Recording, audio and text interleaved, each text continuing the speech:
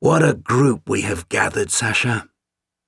Having toasted the Grand Duke and reminisced of days gone by, the old friends shifted their attention to the upcoming Congress of RAPP, which turned out to be the Russian Association of Proletarian Writers.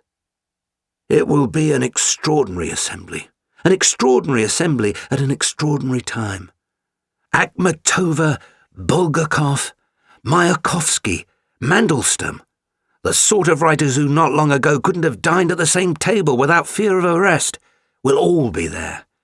Yes, over the years they have championed their differing styles, but in June they will gather to forge Novia Poezia, a new poetry. One that is universal, Sasha, one that doesn't hesitate and needn't kowtow, one that has the human spirit as its subject and the future as its muse." Just before uttering his first "won that," Mishka had leapt to his feet and now paced the Count's little study from corner to corner, as if formulating his ideas in the privacy of his own apartment. "You remember, no doubt, that work by the Dane Thompson?" The Count did not remember that work by the Dane Thompson, but he would no sooner have interrupted Mikhail on his feet than Vivaldi on his violin. "As an archaeologist, when Thompson divided the ages of man into stone, bronze and iron, naturally enough he did so in accordance with the physical tools that defined each epoch. But what of man's spiritual development? What of his moral development? I tell you, they progressed along the very same lines. In the Stone Age, the ideas in the caveman's head were as blunt as the club in his hand. They were as rough as the flint from which he struck a spark. In the Age of Bronze, when a canny few discovered the science of metallurgy, how long did it take for them to fashion coins, crowns, and swords? That unholy trinity to which the common man was enslaved for the next 1,000 years. Mishka paused to consider the ceiling. Then came the Age of Iron, and with it the steam engine, the printing press, and the gun. Here was a very different trinity indeed. For while these tools had been developed by the bourgeoisie to further their own interest, it was through the engine, the press, and the pistol that the proletariat began to free itself from labour, ignorance, and tyranny." Mishka shook his head in appreciation of either history's trajectory or his turns of phrase. "Well, my friend, I think we can agree that a new age has begun, the age of steel. We now have the ability to build power stations, skyscrapers, airplanes." Mishka turned to the Count. "You have seen the Shakov radio tower?" The Count had not. "What a thing of beauty, Sasha! A 200-foot structure of spiralling steel, from which we can broadcast the latest news and intelligence. And yes, the sentimental strains of your Tchaikovsky, into the home of every citizen within 100 miles. And with each one of these advances, the Russian morality has been keeping step.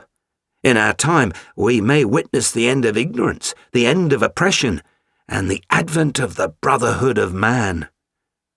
Mishka stopped and waved a hand in the air. "But what of poetry, you ask? What of the written word? Well, I can assure you that it too is keeping pace.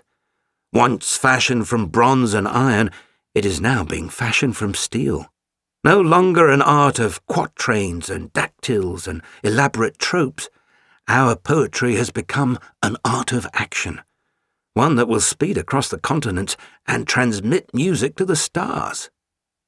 Had the Count overheard such a speech spilling forth from a student in a coffee house, he might have observed, with a glint in his eye, that, apparently, it was no longer enough for a poet to write verse.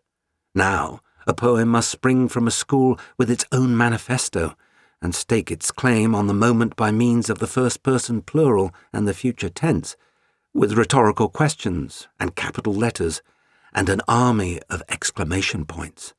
And above all else, it must be Novia. But as noted, these would have been the Count's thoughts had he overheard someone else speaking. Hearing the speech spill forth from Mishka filled the Count with joy. For it is a fact that a man can be profoundly out of step with his times. A man may have been born in a city famous for its idiosyncratic culture, and yet the very habits, fashions, and ideas that exalt that city in the eyes of the world may make no sense to him at all. As he proceeds through life, he looks about in a state of confusion, understanding neither the inclinations nor the aspirations of his peers. For such a fellow, forget any chance of romance or professional success. Those are the provenance of men in step with their times. Instead, for this fellow, the options will be to bray like a mule or find what solace he can from overlooked volumes discovered in overlooked bookshops. And when his roommate stumbles home at 2 a.m, he has little choice but to listen in silent mystification as he is recounted the latest dramas from the city's salons. This had been Mishka's lot for most of his life. But events can unfold in such a manner that overnight the man out of step finds himself in the right place at the right time. The fashions and attitudes that had seemed so alien to him are suddenly swept aside and supplanted by fashions and attitudes in perfect sympathy with his deepest sentiments. Then, like a lone sailor adrift for years on alien seas, he wakes one night to discover familiar constellations overhead. And when this occurs, this extraordinary realignment of the stars, the man, so long out of step with his times, experiences a supreme lucidity.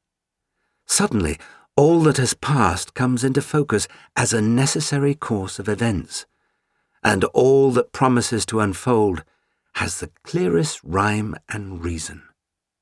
When the twice-tolling clock struck 12, even Mishka could see the merit in having another glass of wine.